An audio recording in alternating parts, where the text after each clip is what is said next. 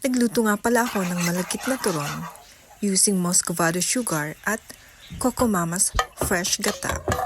Gumamit ako ng half cup of water at konting gata. Pinag-combine ko lang sila at hinalo-halo.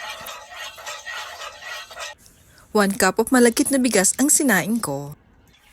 Ihalo lang ito sa gata at haluin para mapantay ang sarap at tamis ng niluluto niyong malagkit.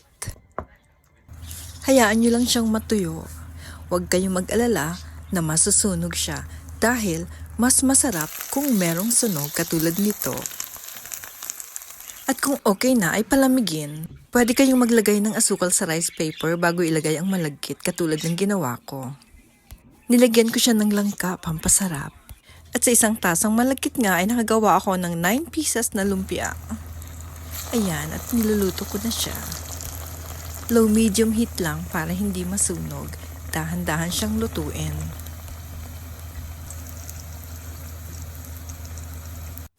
At ayan, may masarap ka ng merienda. O, di ba? Ano pang ginagawa nyo? I-try nyo na! Siyempre, huwag niyong kakalimutang tikman habang mainit pa.